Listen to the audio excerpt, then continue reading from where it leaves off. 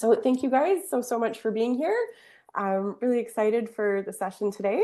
My name is Sarah. I'm the program manager for the Growing Indigenous Storytellers Fellowship and currently an uninvited guest on Katladeche First Nation territory in the Southern Northwest Territories.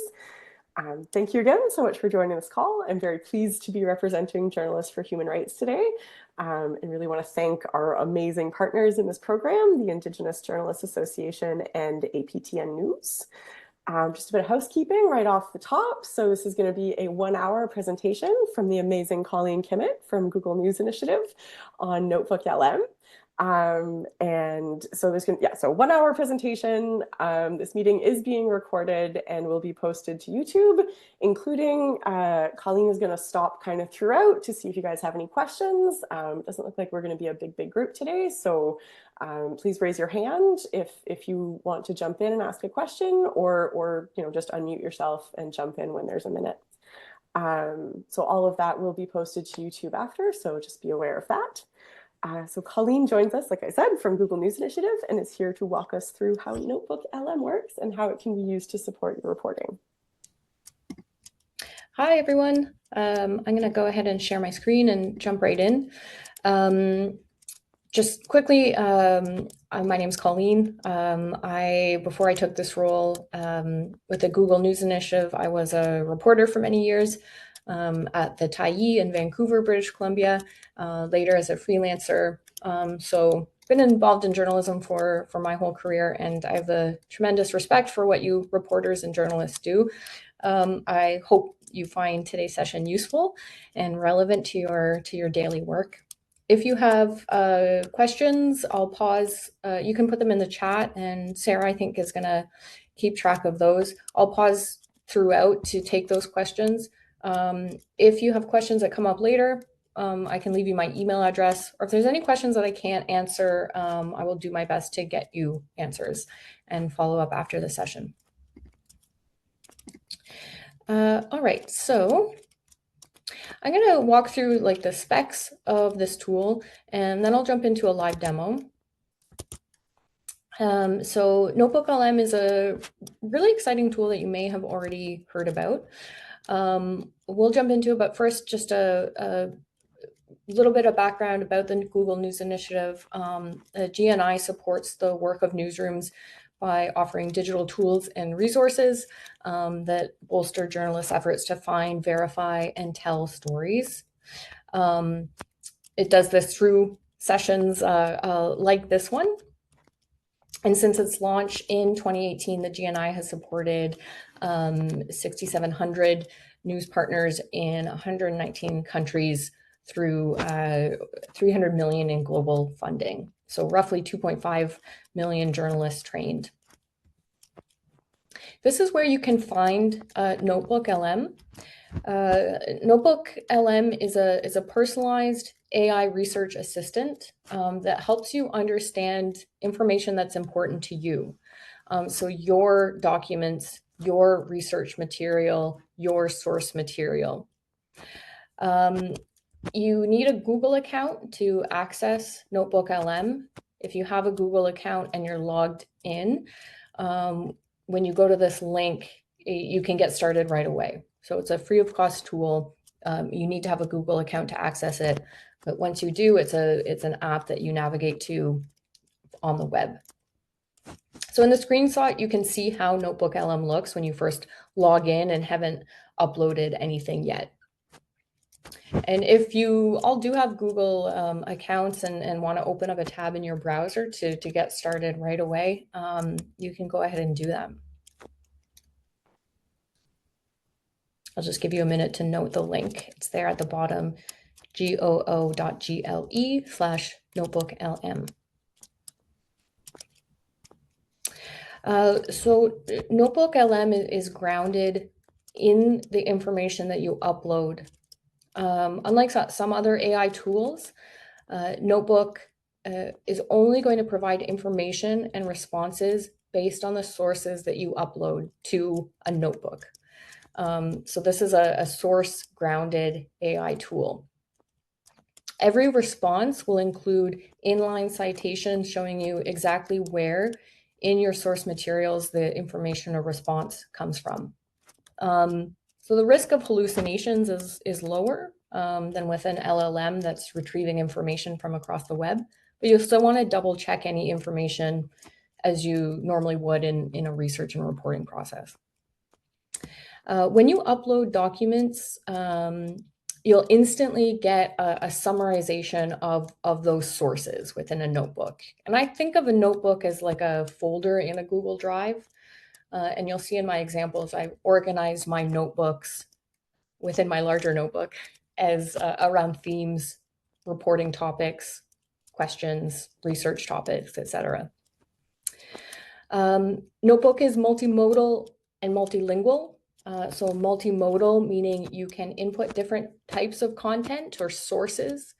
That can be text, copy-pasted text, audio files, MP3s, images even, websites, YouTube video links, and it will generate modes of context like pre-generated text, FAQ summary, or an audio overview podcast. And you can also engage with the chat function and ask questions of that material. It's multilingual, so you can upload content in one language, for example, a PDF in French, and ask questions in another language. So my settings are in English, so even if I upload sources in another language, I can ask questions and it will summarize those sources in English. Notebook is available to all users over 18 in 180 regions where the Gemini API is available, and it currently supports over 100 languages.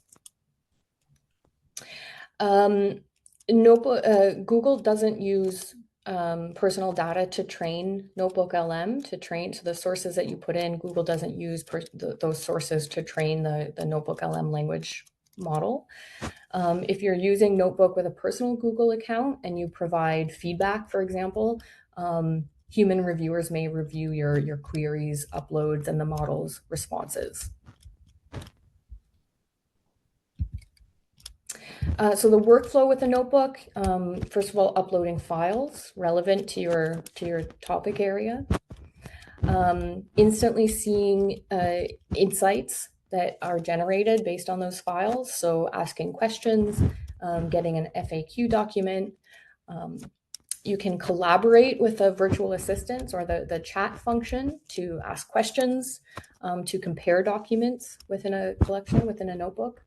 And you can also create new content, either for internal use or to publish to your audience.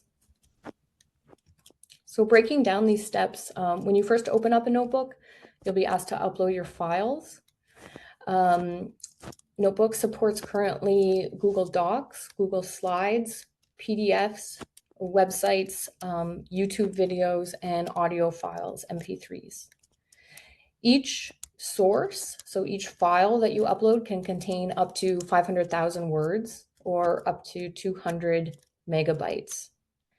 And each notebook within your collection can contain up to 50 sources. There's a NotebookLM Plus, which is a paid version, and you get more upload capabilities with that, more space. So as I mentioned, what you upload is private. It's not used to train the model. What kind of files might you want to upload? Things like, public documents like meeting agendas or recordings, research reports, literature reviews, your own notes or recordings, either transcripts or audio. When I upload an MP3, an audio file, it produces essentially a transcription. So you can also look at it like a transcription tool in effect. You could even upload your news organization's previous coverage on an entire topic or an entire theme. Once you've uploaded your files, Notebook analyzes those files and generates automatically a high-level summary. So what's in this notebook? It also generates suggested questions that you can ask the chat function.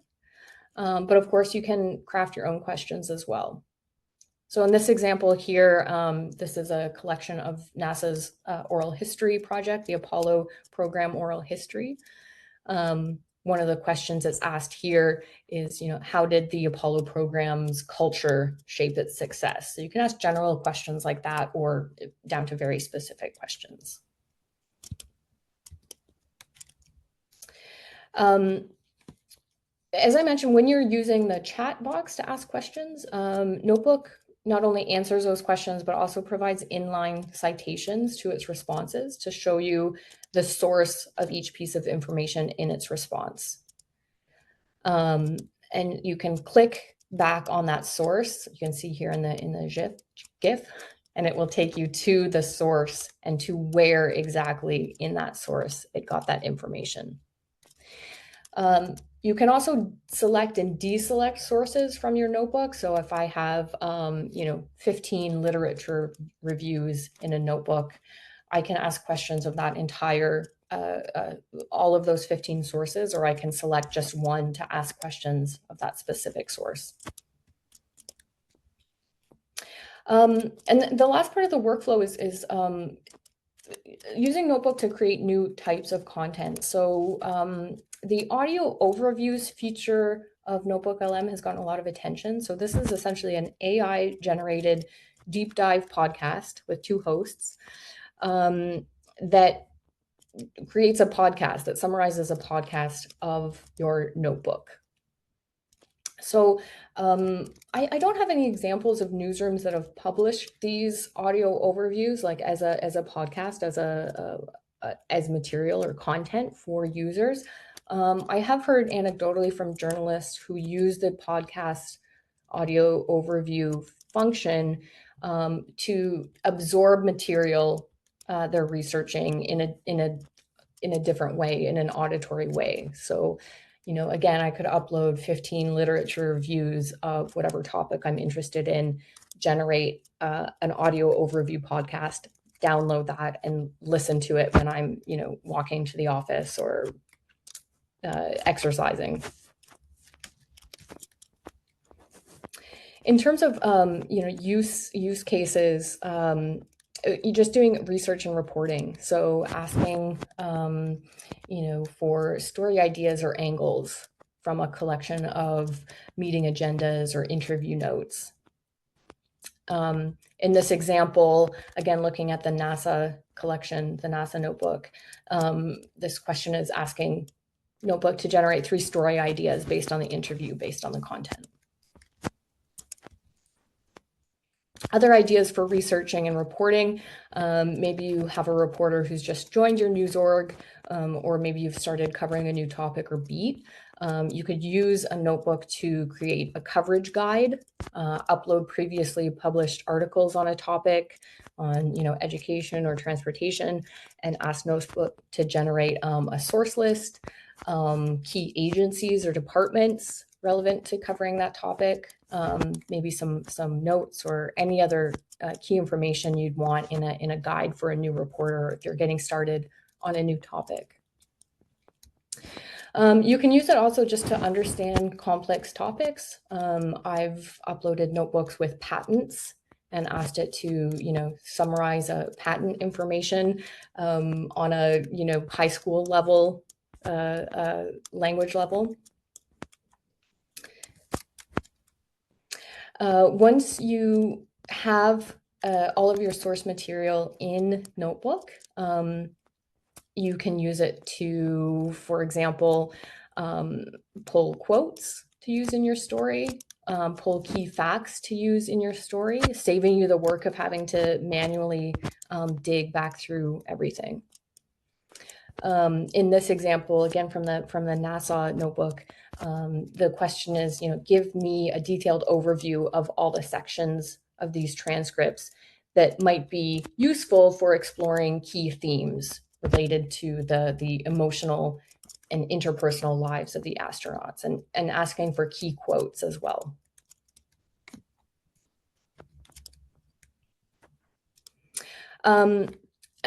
Other 2 more uses in terms of the writing and verification process and how Notebook can come in handy.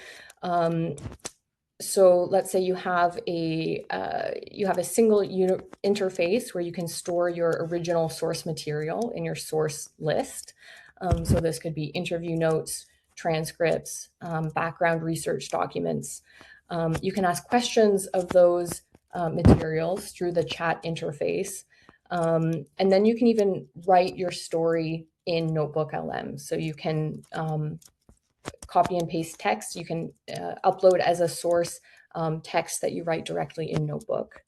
Once you have a draft of an article, you could take that draft, include it in a notebook with all of the sources used to write the draft, and ask the tool to actually fact check your draft article against the sources that you use to write that article. So asking, where did this quote come from? Who said this? Where's the research to back up this point? So again, not a fact check like the ones traditionally done by a third-party fact-checking organization, but a way to verify your articles, what you've written, against your sources. I'll just pull up this link again. If you want to, if you didn't get the link the first time, this is where you can access Notebook. Everything I've shown you and everything we'll look at today, we're looking at the free version of NotebookLM. As I mentioned, there's also a premium version, NotebookLM Plus, that has a little more storage and customization options. But what we look at today are available in the free version. I'm just going to pause there, and before we get into a demo, I'll see if there's any questions.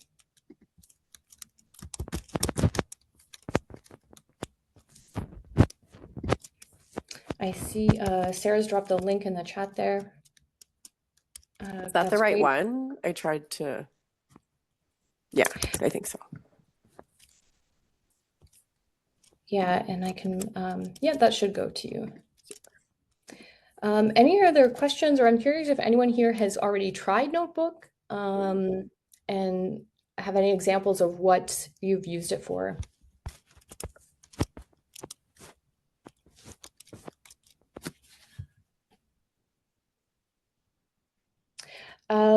Can Notebook summarize recorded audio like an interview? Yeah, so you can upload an audio file into Notebook, and it'll provide you a paragraph or two, an overview of that audio. And it does in effect transcribe. I'll show you what I mean by that in the live demo. Let's jump to that now.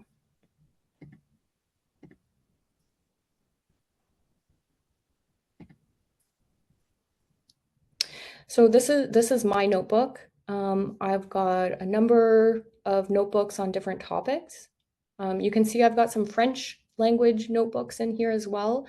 These are French versions of the federal party platforms in the last federal election. So speaking to the question of transcription, this is I found this on the Internet Archive. So this is a publicly available MP3 file from an Alex Jones podcast. So if we look at here, I added the source as an MP3. And just to take a step back for a moment, we're looking at sort of three different sections of Notebook. So here on the left is my source list. This is where I see and can add all of the sources in my notebook, so up to 50 in the free version. In the middle is the chat panel. So this is what gives me my high-level overview of my sources. In this case, it's just one source. This is where I can also ask questions down here in the chat field. And you can see suggested questions are down here at the bottom. So I can click on one of these suggested questions and see a response. I can also type in my own responses. And over here in the studio section on the right, this is where we see the audio overview. So if I want to generate an audio podcast, and it's also where I've got these sort of pre-programmed content that I can create from my notebook. In this case, a study guide which pulls out key points and questions, like a little quiz, an FAQ, so questions that a user might have about the sources, a timeline, so any dates that are found in your sources, it will organize those into a timeline, and a briefing doc, which is a little bit like this overview we have here, summarizing what's in the sources and key points from the sources. So transcription, when I uploaded this MP3, when I click on it, or when I click on any source, again, it gives a summary about that particular source. It gives me key topics within that source. And then I'm just gonna click there to collapse that. And then this is essentially a transcript of my audio file. So it's not extremely formatted. I don't know if there are other sources speaking in this audio file, but you can see it doesn't timestamp or identify. So it looks like here there's another speaker, but it doesn't timestamp or identify automatically other speakers. So it does work like de facto as a transcription tool because it produces this text, but it doesn't have the same parameters as an AI tool that's made for transcription.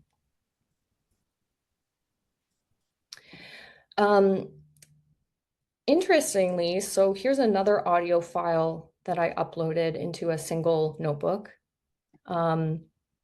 This is, if we click on this, you can see, and it's a very short one. I'm going to collapse this for a moment, but you can see this is from some reporting that I did years ago on a school food program in Brazil. And so you can see here it's in Portuguese, Brazilian Portuguese, but it has accurately summarized this interview clip in English. So this audio excerpt from a conversation between Isabel and Elmir discusses changes in school food provision over a 50-year period. Initially, the school had a canteen operated by an individual. With the universalization of school meals, this private canteen was transformed into something else, implying a shift towards publicly provided food for all students. So that knowing the story, knowing this interview, having reported it, this is a very accurate description of that interview. So this language function is really interesting. It sort of works as a de facto translator, de facto transcription, even though that happens in the course of it analyzing your documents. If we look at, is everyone still with me? Any questions? Any other questions before I move on?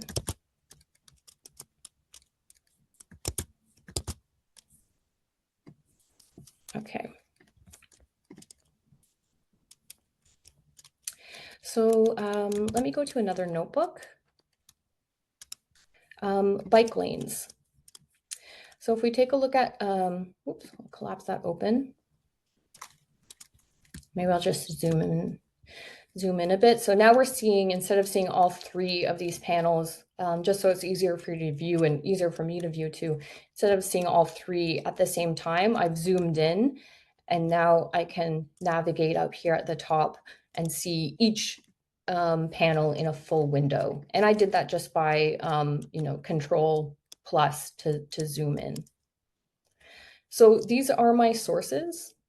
I have in here a number of individual studies. I have literature reviews. I have some news articles, all related to cycling infrastructure. If I want to add a new source, I can click up here and upload directly from my hard drive, a PDF, a text or markdown file, or an audio file.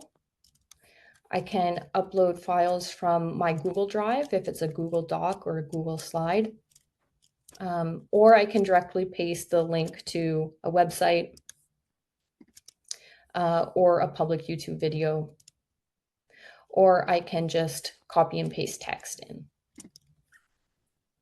This is a very new feature, Discover Sources from the Web.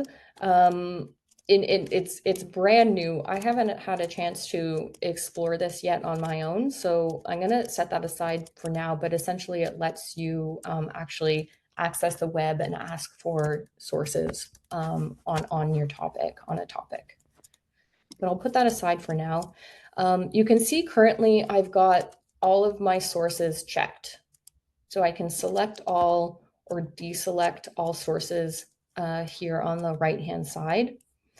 And when I navigate into my chat, I can see the number of sources, in this case, all the sources in my notebook. I've got them checked off there. So any questions I ask, it's searching all of the sources in my notebook.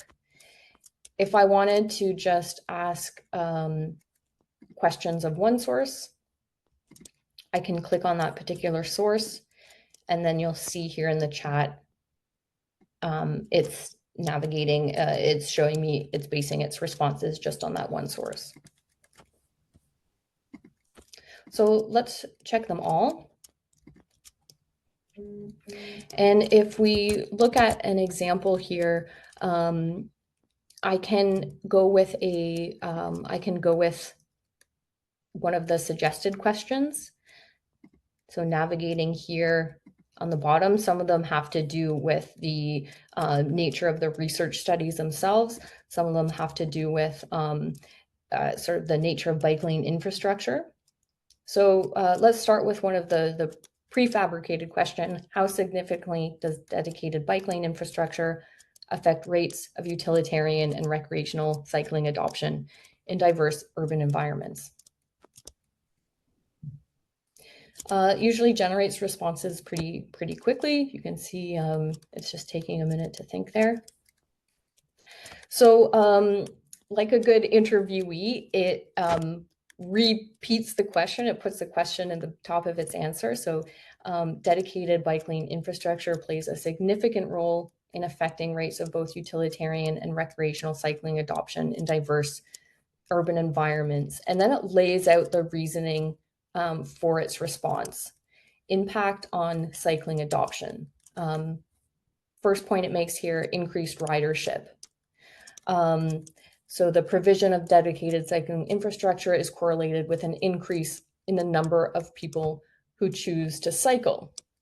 Studies evaluating protected bike lanes have shown a measured increase in observed ridership ranging from 21% to 170%. And then we have the citations here. So when I click on one of these citations, it takes me to where it's grabbing that information. And you can see we've gone here back to my source list. This is the specific source where it's taking that information, and then it's highlighted where in that specific source it's taken the information. As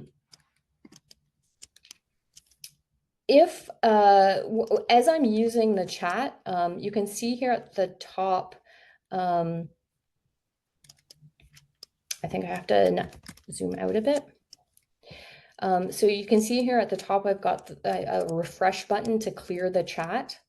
If I click that, the responses will disappear and I won't be able to see those again. But also, if I navigate out of my notebook, it will also refresh the chat automatically. So if I close notebook and then come back later, if you get a response and you want to hang on to it, you don't want to lose it, click here at the bottom left, save to note. And then we've come over here to the studio panel, and it's showing me it's saved this note in a list under these prefabricated options. So really important, if you want to save your responses in the chat, save them to note, and you'll be able to come back to those. They will be saved here in your studio panel. I can also ask my own questions. So I might ask a question like, in this case, is there evidence to support the argument that cycling infrastructure impacts traffic? Let's say traffic congestion. Generally, when you can, there's a lot of information about prompts and what makes a good prompt. Generally, you want to be specific. You can also, if you want, ask it to respond in a particular tone of voice or a particular language level. And we'll experiment with that. But let's just look at this question. Is there evidence to support the argument that cycling infrastructure, and let's say causes traffic congestion?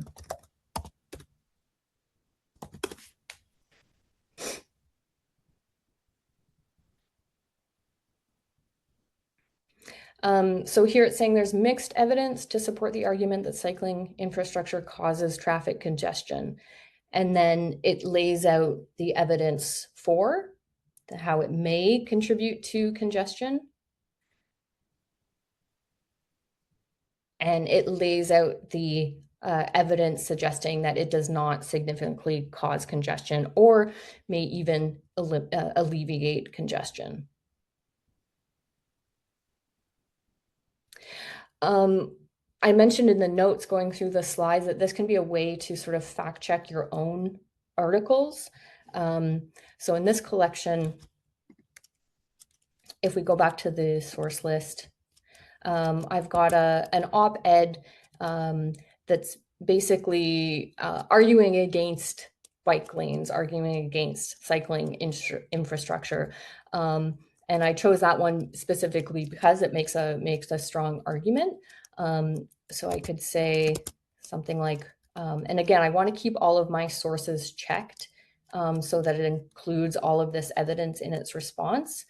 But I could say,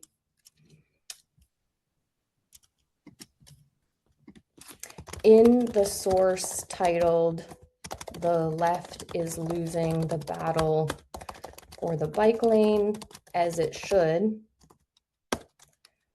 are the arguments supported by the other sources in this notebook? So I'm asking it to compare that one source and the arguments made within with all of the other sources, which are mostly academic articles within this notebook.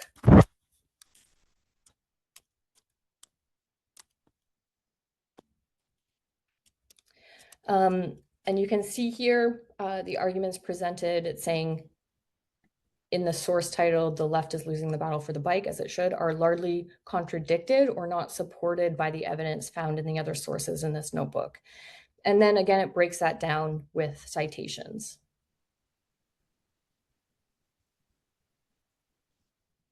So all of these citations, as I mentioned, you want to check these, you want to verify them going back to your sources to determine, if it's correct in your view, if it's gotten them right. But the fact that it creates these citations makes that a lot easier to do. We can look at another example here. This is a collection of YouTube videos from a journalism AI festival. So these are panel discussions, they're presentations, all publicly available YouTube videos from the different presentations and panels at this AI journalism festival. And again, when I click on one of these, I get a summary of that one particular source that I've clicked on. I get a link to the YouTube video. Let's collapse this. And then below that, again, I get a transcript of the YouTube video. So I've got all of these checked. This time I'm going to navigate to my studio. And let's take a look at some of these prefabricated summaries. So in this case, let's try a FAQ doc.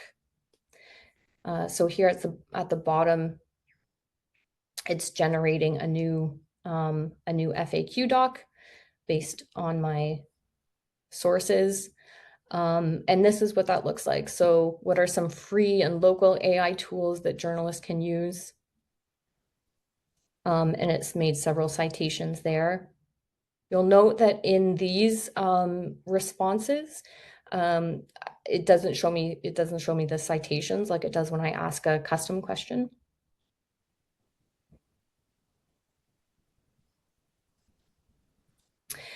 And then if I go to, so the audio overview, I've already generated this ahead of this presentation because it can take some time to generate.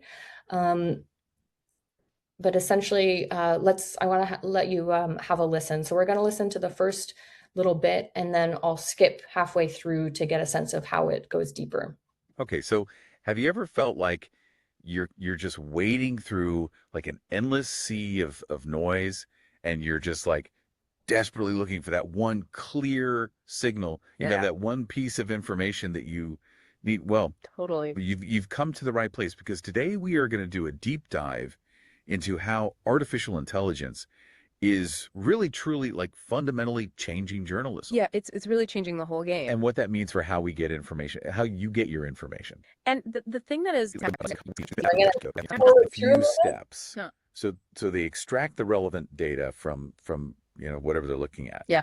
And then they generate what are called embeddings, which basically represent the meaning of the text. Okay. Then they cluster similar content together. Okay. And they use large language models for analysis. But then critically, Human fact checkers are involved in that validation process. Okay, so it's not just the AI making the decisions. No, it's a collaboration. Okay. And he gave an example of how NarrateCheck helped them identify these recurring narratives that were linking immigration and crime. Oh, wow. Which, is a potentially very harmful narrative. Yeah, definitely. And the dashboard lets them track how these narratives change. So you can see there in that example, again, very much like a real podcast format, it starts off with a host, bantering, giving an overview of the notebook, what's in the notebook, what's it about, and then diving into specific examples of how AI is being used in newsrooms, which newsrooms are using which AI tools, and for what, and how they're not using AI tools, et cetera, et cetera. As I said, I'm not aware of newsrooms that are publishing these like as podcast material, but anecdotally, I've heard journalists talk about how they found it useful just to absorb information, absorb research about topics they're reporting on in a different format other than just reading. And here on the left-hand side, you can download it. So you can download this and listen to it outside of the Notebook app.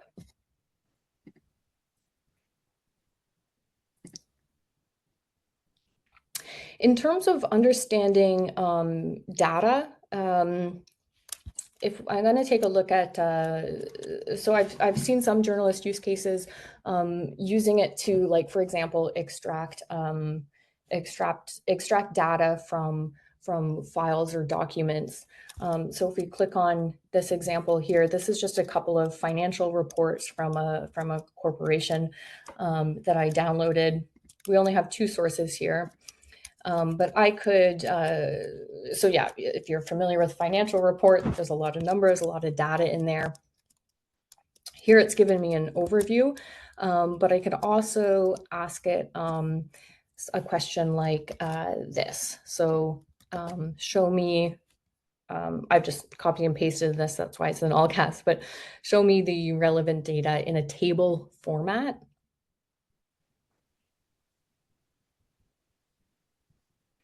So here we have the first quarter fiscal year summary 2024 in a table format. And then I could follow that up with a question of now show me these tables in a downloadable CSV format.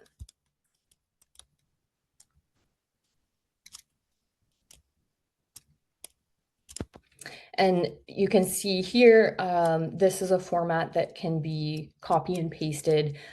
So I could copy and paste this into and save it as a CSV file by copying and pasting this into either something like Notebook if you're working in Windows, or TextEdit if you're working in Map, then save as .csv file, and you've got something that you could work with in a Google Sheets or in an Excel format. I mentioned also being able to sort of ask questions, but in a particular tone of voice. So, and if you've done any kind of like reading into prompts with LLMs, this can be quite interesting. So I'm going to ask it to give me a summary of these reports in the voice of a TikTok influencer.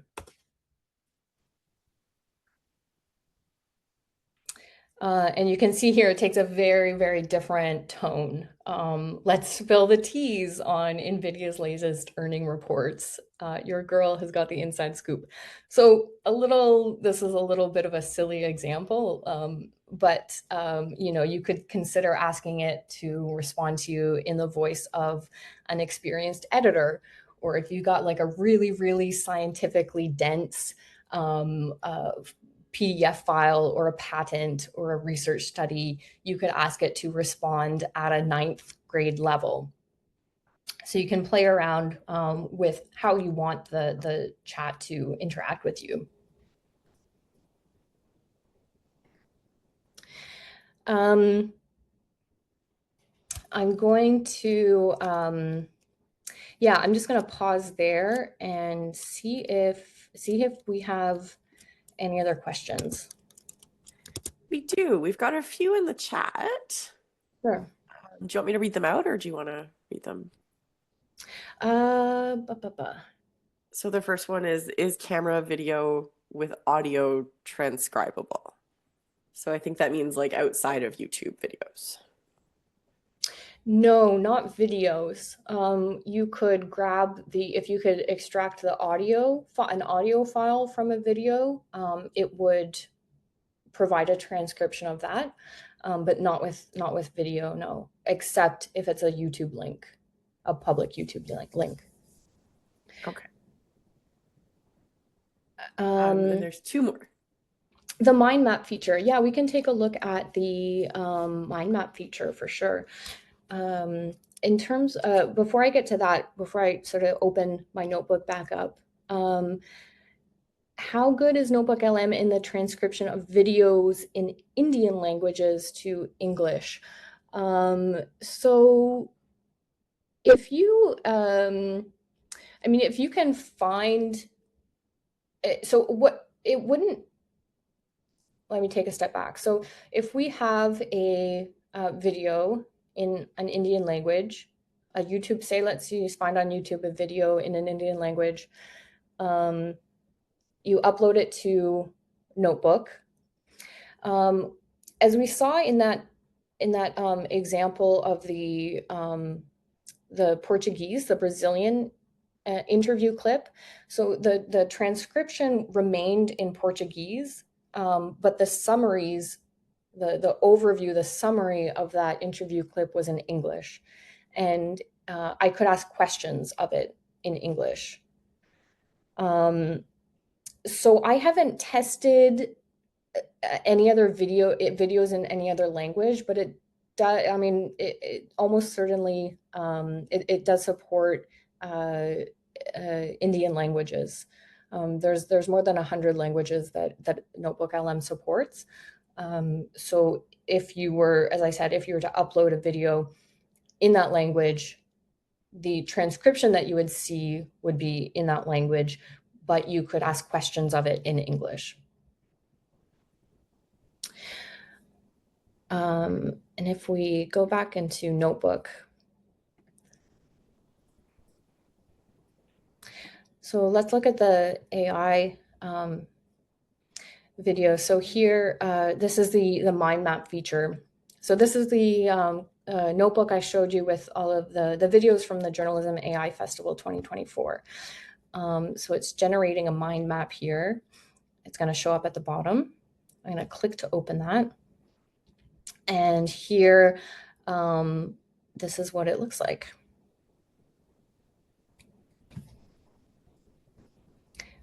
So here, I'm just sort of using my trackpad, my mouse trackpad, to zoom in and out and to drag the screen across. So in fact, it doesn't work when I'm using my keyboard areas. I have to drag and drop with my mouse or my trackpad. So it's broken down all of the content into these 5 main topics: generative AI tools, applications in journalism, considerations and challenges, AI tools and platforms, future trends. If I click on one of these, it breaks down even further into, okay, we can break down Gen AI tools into prompting, text generation, image generation, video generation, et cetera, et cetera. Let's look at how it breaks down key considerations and challenges. Accuracy and hallucinations, bias in AI, privacy, security, et cetera, et cetera. So basically anywhere where you see an arrow, you can click on that and then it'll show you how it has created subcategories from that category. And here I can share notebooks. So I've just downloaded this as a PNG file up here at the top. I can also share notebooks with other users. So if I click on share, just like if you're sharing a doc in Google Drive or an entire folder in Google Drive, I can share with people and add them as an owner, so where they can also add sources themselves, or just as a viewer, where they could not add sources, but they could interact with sources by using the chat function. So again, if you're sharing with someone, they would have to have a Google account in order to be able to open. I'm going to show you an example. So I'm creating a new notebook here, and I just want to show you an example of how it deals with images.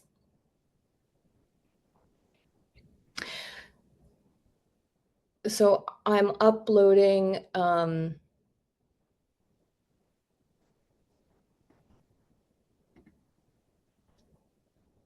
I've uploaded an image that I had to convert it to a PDF first. So this was a JPEG file. I converted it to a PDF, and it's giving me a text description of the image. So this could have utility in I can't remember the term for this, but basically providing text description of images for people who are visually impaired. And I'll pull up the image so we can read it first. That provided image text is an image taken from a low angle, captures a scene that includes architectural elements. Interesting, a bird, possibly. So it hasn't captured that this is let's take a look at the image itself, if I can pull it up. This is the image feature is one I've just started to experiment with. But essentially this is, you can see it's tagged it as a squirrel. It's a squirrel sitting on a fence in like in Montreal in an urban environment. If we take a look at the NASA notebook, so this is the one that was used in the examples we saw on the slide. And basically it's interview transcripts from the Apollo space program. So I could ask it a question like, for example, how did mental health play a role in this space program? And it's going to, we'll see its response about how the mental health of the astronauts and the people involved played a role. So it's talking about in astronaut selection and characteristics. It's talking about stress and pressure during the missions themselves. And again, here it's pulling out specific quotes from individuals who were interviewed. So I could even get more specific and say, show me specific quotes dealing with the topic of mental health.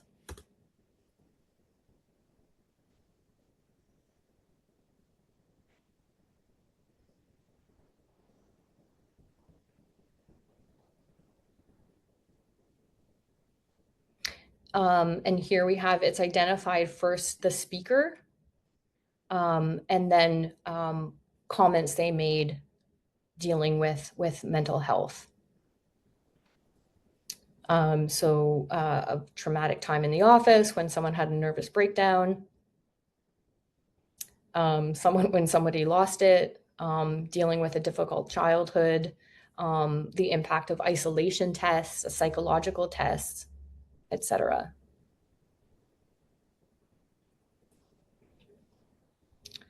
I see we're just about at time, so I'm going to stop it there and see if there's more questions.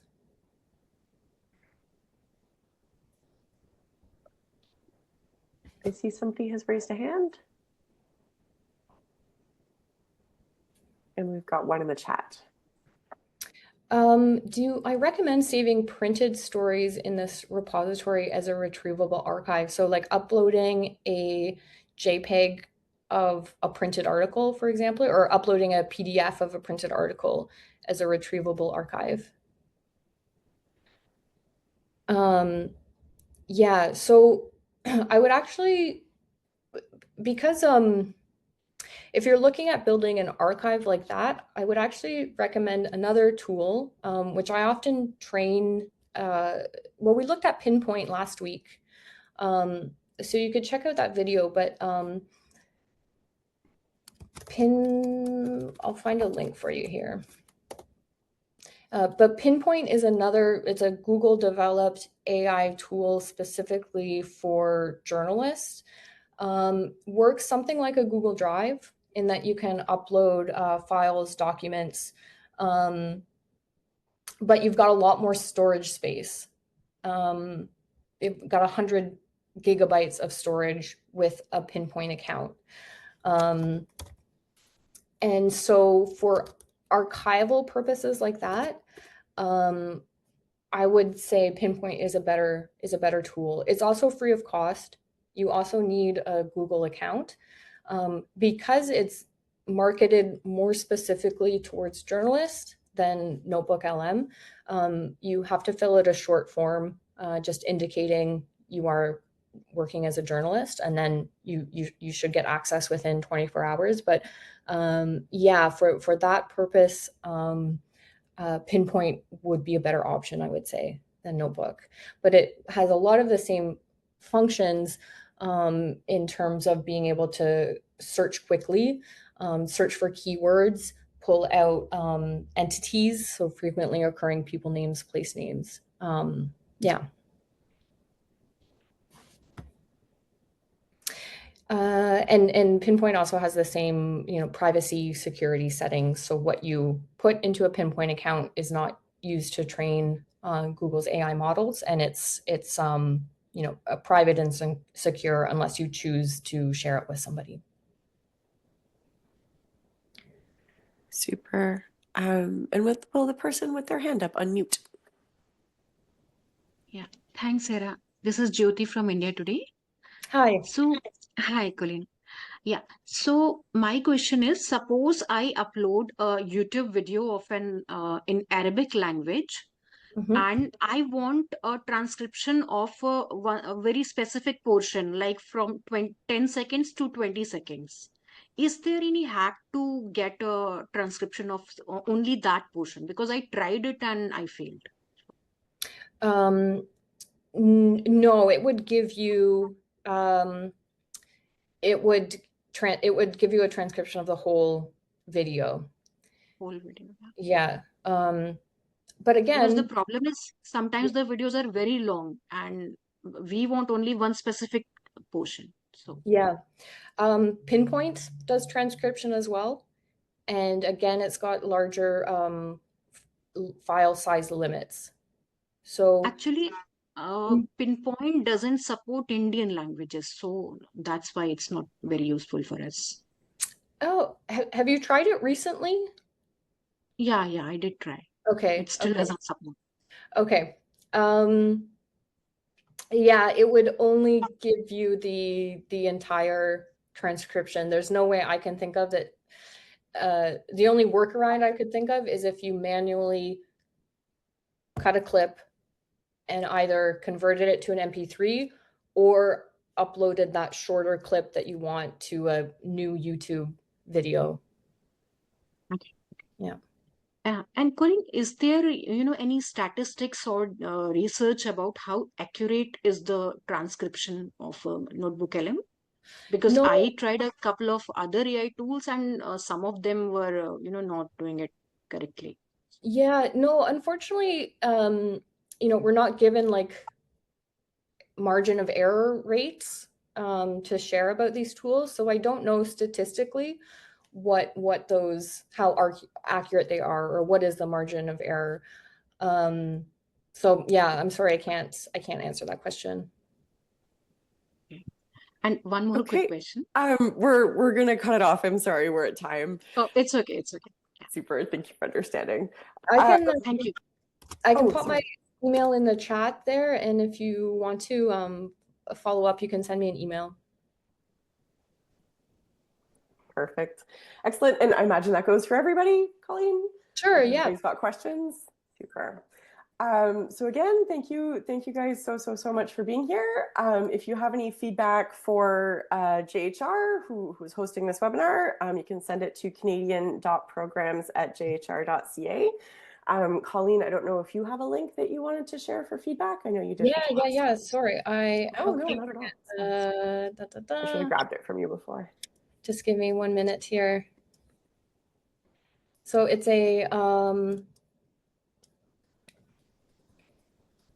this is a link. Oops.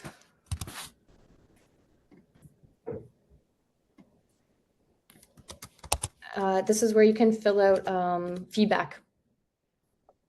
goo.gle/tell-gni. Excellent.